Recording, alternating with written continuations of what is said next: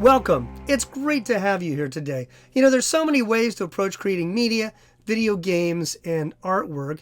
And today I want to talk to you about a unique way to approach storytelling that enables you to connect with the stories of your broader culture and at the same time enables you to show people in that culture that their desires are really only met by experiencing the beauty of the gospel. This approach is called subversive storytelling. Now, it isn't a new approach and it isn't a uniquely Christian approach, but it can be a helpful tool for engaging your audience. No matter where you live, what your audience believes, it doesn't matter. It's a powerful tool. So let's get right into it. I'm Joel Pelsu, president of Arts and Entertainment Ministries. We mentor artists and creative professionals so they succeed creatively and grow spiritually. If God has called you into a creative career, we want you to know you are not alone. We invite you to check out our website, our blogs, videos, and our online courses. You can find them by clicking links down below in the description. And we do this so you can get clarity and confidence you need to work as a Christian in the art world, in media, or the entertainment industry. Oh, and please take a second, hit the like button, and then subscribe to our channel. That will help other people to find this content. Now, we're all storytellers. Without stories, life is like a jumbled mess of random events, accidents with no results or consequences or rewards. Very unsatisfying. We crave stories because we need to know if the good characters are rewarded and if the cheaters, thieves, and murderers are facing fitting consequences. We all long to hear the rest of the story because we long to discover meaning, and meaning is found in stories. But what does it mean to be subversive? And why would a Christian want to do that? Well, to be subversive is to question the current culture, to expose its flaws, and then propose an alternative way of living or looking at life. For a Christian, a subversive story is one which exposes the problem that secularists, atheists, and pagans create. And it's a problem of their story where they cannot find true meaning in life or in death by following those beliefs. Then we take that subversive story and show them how they can find what they're really looking for if they're open to considering how the Bible brings hope and fulfillment and meaning and joy to their life. In essence, it's showing how the story of their culture cannot satisfy them.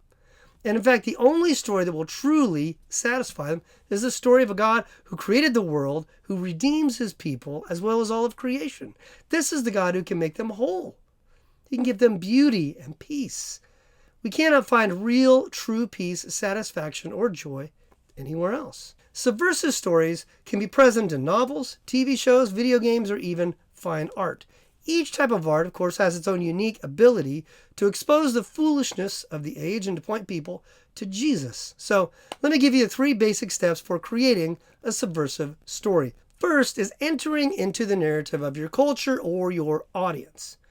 You cannot speak effectively to your audience if you don't first understand their hopes and their fears and their vision for the future.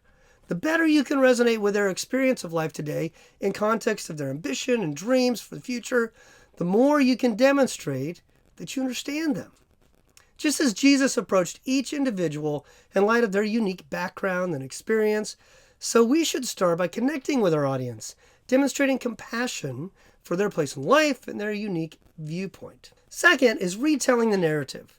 Once we've taken time to understand our audience and to connect with their desires, hopes, and dreams, then we need to reveal how those dreams cannot be fulfilled based on their own ideas and their own philosophy of life.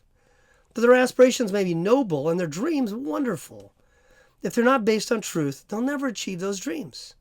So it is the job of a loving storyteller to help them see where their worldview or vision of life simply breaks down and fails to deliver what they long for. The third step is capturing that retold tale within the larger gospel narrative or meta-narrative. Now that they have felt understood and respected, and now that they are open to the ideas that their old way of thinking may not actually get them where they want to go, they begin to have ears to hear. So they're open to hearing about the gospel and the freedom of life in Christ. It is at this point that you can begin to show them their cultural narrative cannot succeed as it is. It will only lead to a dead end. And the only way for them to find what they're looking for is to abandon their old narrative and to embrace a larger narrative of the God of the Bible and his way of living. A great book on this is Engaging Unbelief by Curtis Chang. Curtis does a marvelous job of showing how this is what St. Augustine did back in the 4th century AD, and this is also what Thomas Aquinas did in the 13th century AD. And it's what the great storytellers and theologians have always done. This technique is not something new. This is connecting to the fathers of the faith, the theologians and pastors and priests throughout the history of the church. This is the way God uses his people to connect with people where they are and then draw them back to the gospel. Whatever story you're engaging, this is a technique people have used throughout history, and it's a technique I think Christians need to employ strategically in this time, or at least in the Western culture. Much of our culture is walking away from gospel visions and from biblical worldviews and embracing other ideas, mostly focused on the self. And this is a way for us to talk about, engage them where they are, but then lead them back to the gospel. So I hope this was helpful and insightful. Thank you for taking the time to watch this video. And again, please take a moment to hit the like button, subscribe to our channel, so more people will find our content.